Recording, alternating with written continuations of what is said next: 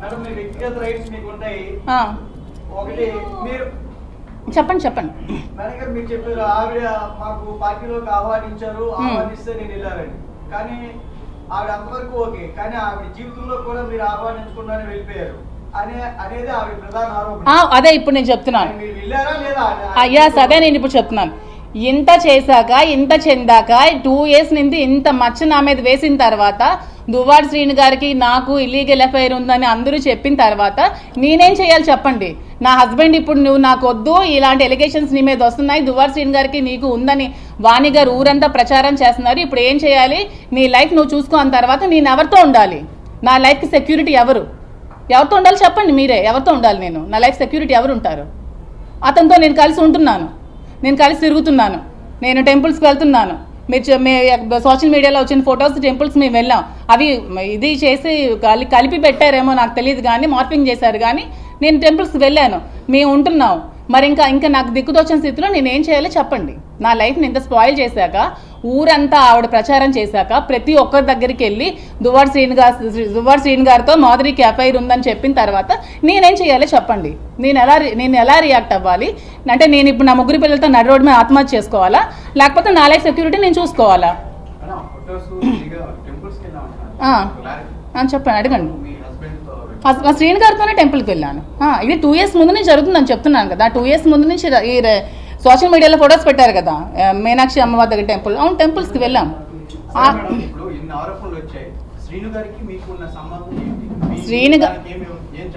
శ్రీను గారు మేమైతే పెళ్లి చేసుకోలేదు. ఎందుకంటే ఇల్లీగల్గా పెళ్లి చేసుకోవడం అనేది చాలా తప్పు. ఎందుకంటే నాకు డైవర్స్ అవ్వలేదు, అతనికి కూడా డైవర్స్ అవ్వలేదు. సో మేము ఎక్కడ కూడా మ్యారేజ్ చేసుకోలేదు. నేను అతనితో ఉంటున్నాను. అతను నాకు ఒక ఫ్రెండ్, ఒక ఫిలాసఫర్, ఒక గైడ్, అన్నీ అతనే నాకు. ఎందుకంటే నేను సూసైడ్ చేసుకోవాల్సిన సిచ్యువేషన్ వచ్చినప్పుడు నువ్వు అలా ఏం చేసుకోవద్దు, నీకు నేను ఉన్నాను, నీకు ధైర్యంగా ఉంటాను, నువ్వు అధైర్య పడుకో, నాకు ధైర్యాన్ని ఇచ్చి నన్ను అతను ఒక సెక్యూర్డ్గా ఉంచుతున్నారు. దాంట్లో తప్పేమీ లేదు కదా. నేను వాళ్ళ ఫ్యామిలీలో సహజీవనం ఎలా అవుతుందండి? అడల్టరీ అనుకోవచ్చు కదా. సహజీవనం అనేది పెళ్లి కాని వాళ్ళు చేసేది సహజీవనం అంటారు, పెళ్ళైన ఇద్దరు అమ్మాయి అబ్బాయి చేసేది అడల్టరీ అంటారు. అడల్టరీకి అక్కడ సుప్రీంకోర్టులో కూడా ఇది ఏం లేదు. దాన్ని మీరు అంత ఇష్యూ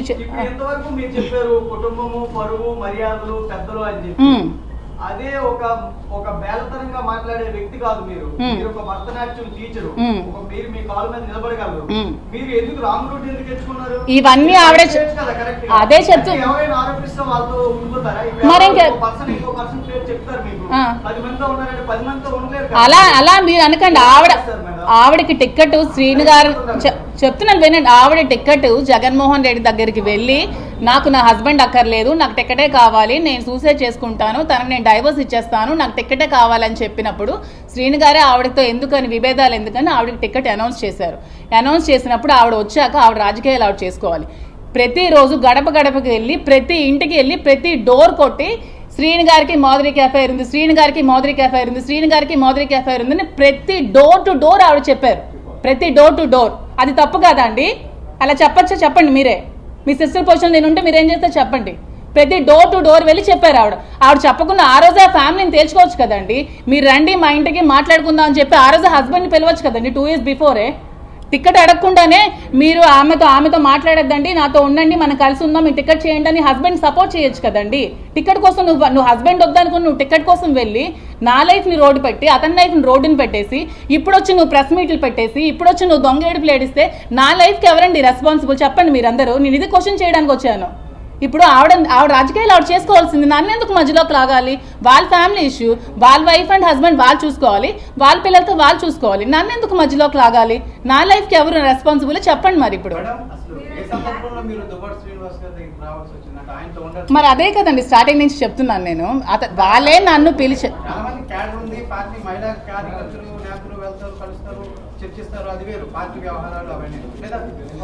అదే ఇప్పుడు అప్పుడు కాదు. నేను పార్టీలోకి వచ్చినప్పుడు నేను అతనితో లేను. పార్టీ 2022లో 22 అక్టోబర్లో మీరు జాయిన్ అయినట్టే మీకు నవంబర్ డిసెంబర్ లో కల్లా మహిళా అధ్యక్షురాలు పదవి ఇచ్చారు. అక్టోబర్లో జాయిన్ అయినప్పుడు అక్టోబర్లోనే ఇచ్చేసారు. ఎందుకంటే నాకున్న సర్కిల్ అండి, నాకు ఉమెన్ సర్కిల్ టక్కర్లో చాలా ఎక్కువ ఉంది, అందుకే ఆవిడ పిలిచారని చెప్తున్నాను కదా. నాకు లేడీస్ ఫాలోయింగ్ చాలా ఎక్కువ ఉంది. ఎందుకంటే నేను 2009 నుంచి క్లాసికల్ డాన్స్ చెప్తున్నాను, వాళ్ళ ఫ్యామిలీస్ నాతో ఉన్నారు. కోలాటం చెప్తున్నాను, వాళ్ళ ఫ్యామిలీస్ నాతో ఉన్నారు. వైశ్యస్ కమ్యూనిటీ మొత్తం నన్ను వాళ్ళ ఫ్యామిలీ పిల్లలా చూసుకుంటారు టక్కర్లో. ఇప్పుడు వాళ్ళ లేడీస్ మీద కూడా ఇప్పుడు మర్చేశారు కదా. వైశ్యస్ ఫ్యామిలీస్ నా దగ్గర ఒక 100 మంది నేర్చుకున్నారు డాన్స్ నేర్చుకున్న లేడీస్ అందరూ వచ్చి వాళ్ళందరూ ఏవేవో చేసి వాళ్ళనేమో బ్యాడ్గా వీడియోస్ తీసి ప్రమోట్ చేసి వాళ్ళని బ్లాక్మెయిల్ చేస్తున్నారని చెప్పారు. వాళ్ళందరికీ సమాధానం ఎవరు చెప్తారండి? లేడీస్కి చెప్పండి మరి మీరే. ఓకే ఓకే అడగండి. ఏది వెళ్తున్నా సరే చుట్టరికం కాదు, ఓ లేడీ ఓ జెంట్ ఒకే ఇంట్లో ఉంటున్నారు అంటే అది అడల్టరీని ఎలా అనుకోవాలంటారు మీరు? ఏంటి అప్పుడు మేము చెప్పింది మీకు అర్థం అవట్లేదు. నేను 2022లో అతనితో నేను కలిసి లేను.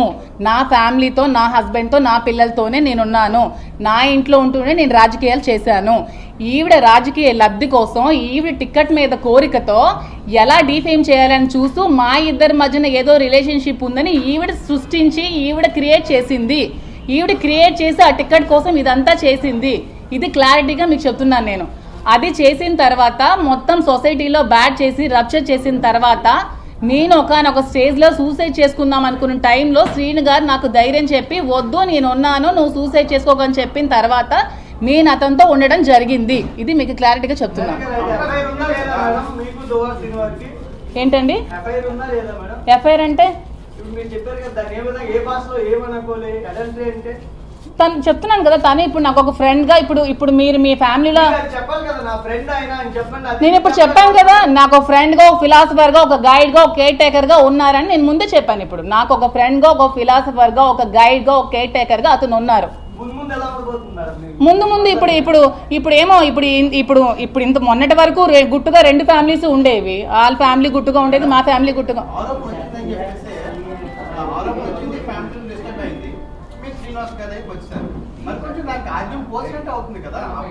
ఆద్యం పోసినట్టు అంటే ఇప్పుడు మా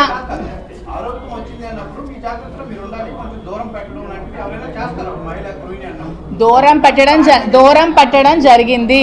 నేను 1 year ఇంట్లో ఉండడం జరిగింది. మీరు కావాలంటే క్యాడర్ ఎవరికైనా అడగండి. 1 year నేను ఇంటి నుంచి బయటకు కూడా రాలేదు. నా వల్ల ఫ్యామిలీస్లో డిస్టర్బెన్స్ ఉండకూడదు, నా వల్ల పార్టీకి మెయిన్ ప్రాబ్లం ఉండకూడదని ఒక 1 year నేను ఇంట్లోనే ఉన్నాను. ఈవెన్ ఫంక్షన్స్ కూడా అటెండ్ అవ్వలేదు. నేను చాలా మెంటల్ టార్చర్ అనిపించాను ఆ 1 year. ఎందుకంటే నేను చాలా జోవియల్గా, చాలా సరదాగా, చాలా ఫ్రెండ్లీగా ఫ్రెండ్ సర్కిల్తో పార్టీస్ అని, కిట్టీస్ అని ఇవి చేసుకుంటూ నేను ఫ్యామిలీగా ఒక పాస్ట్ లైఫ్ నేను గడిపిన అమ్మాయిని. ఎందుకంటే నేను ఫారెన్లో ఉన్నాను.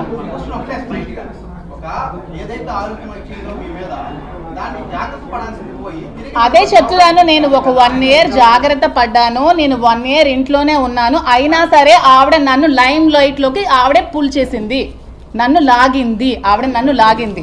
నేను 1 year చాలా పేషెన్స్తో, చాలా ఓర్పుతో నేను ఇంట్లోనే ఉన్నాను. నేను ఉన్నప్పుడు ఆవిడే నన్ను లైమ్ లైట్లోకి తీసుకొచ్చింది. ఈ పేరుని స్టేట్ వైజ్ తీసుకెళ్ళింది. నా పేరుని 2 years బిఫోరే దివల్ మాదిరి అని టక్కలకే పరిమితమైన నన్ను ఒక స్టేట్ ఇష్యూ చేసింది ఈవిడ. ఎందుకంటే చెయ్యాలి? నిజంగా ప్రొసీడ్ అవుతామండి. ఇస్తాము, ఇప్పుడు ఇస్తామని చెప్తున్నాను కదా. అంటే ఇప్పుడు లీగల్ నోటీస్ మేము ఇస్తాము, అతను ఇస్తారు, అవన్నీ అవుతాయండి. ఇప్పుడు రాసేటప్పుడు ఆవిడ ఏం చెప్పిందని నిజాలు అయిపోవు కదా. అలా టైటిల్స్ పెట్టి రాస్తే నా పిల్లలు ఇప్పుడు ఏడుస్తున్నారండి. నా పిల్లలకు నేనేం సమాధానం చెప్పాలంటున్నా నా టైటిల్స్కి?